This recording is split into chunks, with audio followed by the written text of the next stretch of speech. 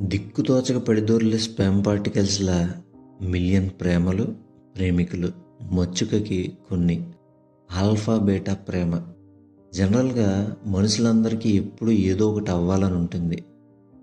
Cycle నుంచి స్కూటర్‌కి, scooter నుంచి కారుకి అలా.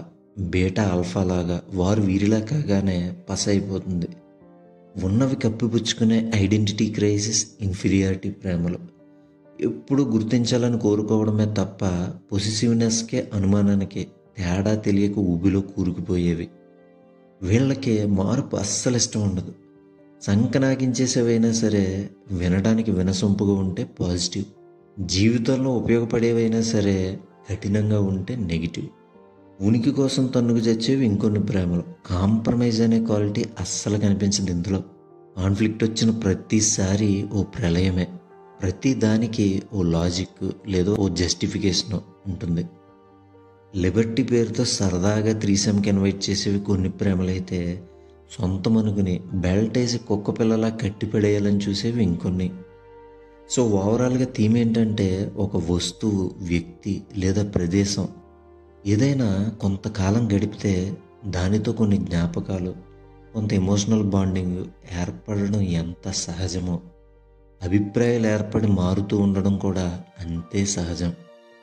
ఐడియాలజీ బట్టి మ్యాచ్ అయితే ఇంకాస్త గట్టిగా సొంతం అనేసుకుంటాం. అంతా ఒకటే అని అల్లేసుకుపోతాం. అంతే తప్ప నువ్వేదో ప్రపంచాన్ని ఎదిరించి త్యాగాలు చేసి పొందావని విర్రవీగి ఊగిపోకు. కాలిపోయి రాలిపోతావు. జన్మ జన్మలకి కలిసి ఉండే ప్రేమ మాది అని ఫీల్ అయిపోతే, ఏదైనా గొడవ జరిగినప్పుడు ఆ ఎండోర్ఫిన్స్ కాస్త ఎగిరిపోతే ఏమైపోతారో మరి పాపం.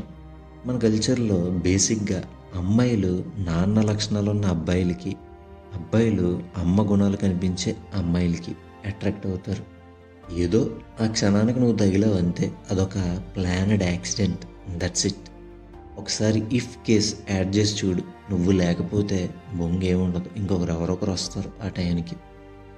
ఆఖరిగా పాయింట్ ఏంటంటే, నువ్వు ఎలా అవ్వాలనుకుంటున్నావో ఆ లక్షణాలు వాడిలో ఉన్నాయి, అందుకే వాడికి పడ్డావు. నీకు సంతోషాన్ని ఆమె ఇస్తుందని అనుకున్నావు లేదా వస్తుంది, అందుకే దానికి లైన్ వేసావు. నచ్చిన వాళ్ళని చూస్ చేసుకుని ప్రేమ అనుకుంటున్నావు. ప్రేమ ఇచ్చేదైతే ఇచ్చినంతకాలమే ఉంటుంది. నీ డోపమైన్ వేడి తగ్గిపోగానే ఆమె శరీరం నుంచి పక్కకి రాలిపోతావు. చివరికి ఎవరి స్వార్థం కోసం వాళ్ళు ఉన్నారు. దీన్ని ఎవ్వరూ ఒప్పుకోరు.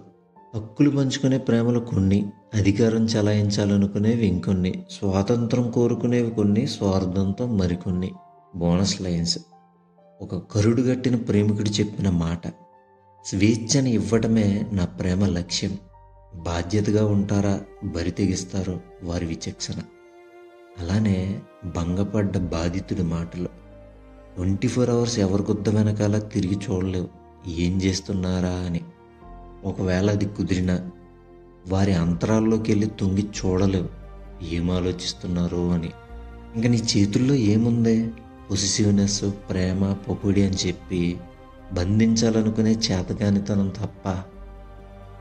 చివరిగా ఆండ్రాయిడ్ మాటలతో ఐ లవ్ యూ అని చెప్పడానికి ముందు అయ్యనే వాడాలి.